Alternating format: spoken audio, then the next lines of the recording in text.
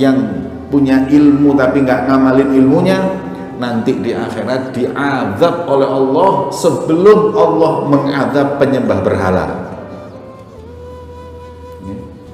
Sebelum Allah mengadab penyembah berhala, yang pertama kali diadab ya mereka orang-orang yang punya ilmu tapi tidak mengamalkan ilmunya. Itu yang nggak ngamalin. Bagaimana yang na'udzubillah lebih dari itu, sudah nggak ngamalin menyesatkan.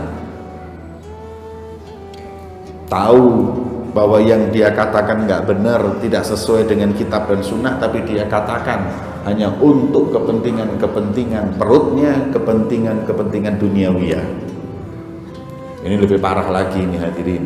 Ini yang disebut oleh Rasulullah, ana min ghairi dajjal akhwaf alaikum minad dajjal al ulama su. Aku yang lebih khawatir dari dajjal. Dajjal itu saya khawatir karena dajjal itu bahaya. Ngajak orang seakan-akan mau kepada Allah padahal ke neraka. Ini dajjal ini paling bahaya, fitnahnya besar. Tapi kata Rasulullah, selain dajjal yang aku khawatirkan pada umatku adalah mereka para ulama yang menjual agama Allah untuk kepentingan pribadi. Ini yang dikhawatirkan oleh baginda Muhammad Shallallahu Alaihi Wasallam. Maka itu beliau mengatakan, wahdar, hati-hati, jangan jadi dua orang ini, nggak mau belajar atau yang belajar nggak ngamalin. Niscaya kau akan binasa dengan orang-orang yang binasa, kau akan rugi dunia dan akhirat, dan itu kerugian yang nyata. Jadi jangan sampai kita termasuk dua golongan ini, nggak mau nuntut ilmu atau nuntut ilmu kemudian nggak mengamalkan.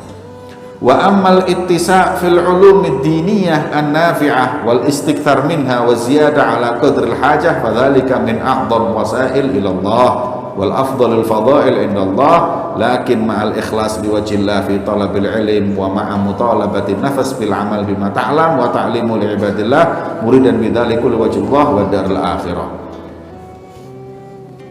Kewajiban kita nuntut ilmu itu sampai kita mengetahui mana yang hak, mana yang batil. Sholat yang sempurna sudah, puasa yang sempurna sudah, semua yang kemarin dibahas, tidak sampai terperinci ya, masalah-masalah ro'isiyah, asas, itu yang wajib untuk kita pelajari. Nggak perlu kita mempelajari, makanya ilmu itu ada yang fardu wajib, ada lagi fardu kifayah. Fardu kifayah itu sampai derajat mufti, jadi masalah yang terperinci betul, masalah yang terperinci, gimana hukum ahli waris nganu warisan, ini setengah, ini dapat seperempat, ini dapat seperdelapan, ini 2/3, ini 1/3, ini 1/8, semua tadi itu pembagiannya itu, ini asobah, ini ashabul furud, faraid, ini bagian waris, ini nggak semua orang wajib untuk mempelajarinya.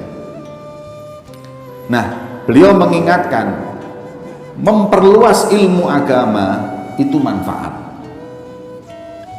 memperbanyak lebih daripada kadar yang dibutuhkan, itu suatu yang mulia, bahkan wasilah untuk kita menuju dekat dengan Allah. Tapi ingat, mempelajari ilmu yang sampai seperti itu dibutuhkan keikhlasan karena Allah,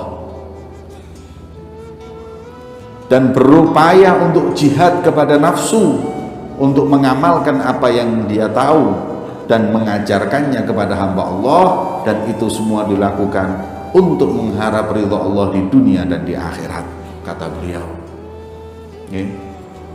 Tapi ingat, ini banyak orang zaman sekarang ini mempelajari yang fardu kifayah, ditinggalkan yang wajib. Kadang bahas bab tauhid terlalu dalam, tapi urusan sholat gak ngerti. Itu banyak hadirin. Kalau gitu tuh tempatnya di kampus. Di kampus itu gudangnya gitu-gitu, ngomong masalah tauhid ini kedukuran ya. Bisa enggak, saya pernah ditanya orang, Habib saya mau tanya, bisa enggak Allah menciptakan Allah seperti dirinya? Dukur Bang. Jadi pertanyaannya itu, dia merasa bahwa kalau seperti itu dia hebat. Ya. Kemudian bisa enggak Allah itu menciptakan batu yang besar, yang kalau jatuh Allah sendiri hancur? Itu saya dengar gitu-gitu itu di kampus, orang-orang ilmu filsafat itu. Nih, padahal kalau saya tanyain, coba saya mau tanya, arkanus sholat berapa? Nggak ngerti. Sholat itu rukunnya berapa? Rukun apa? Sholat ada 17, kan sholat kan 5 waktu sholat, kan ada rukunnya 17 itu. Apa aja? Nggak paham. Jadi kadang-kadang mereka itu mendalami sesuatu yang nggak semestinya dipahami, nggak semestinya didalami, meninggalkan sesuatu yang penting untuk dia pahami, yang harus dia pahami. Masalah sholat, masalah wudhu, itu penting.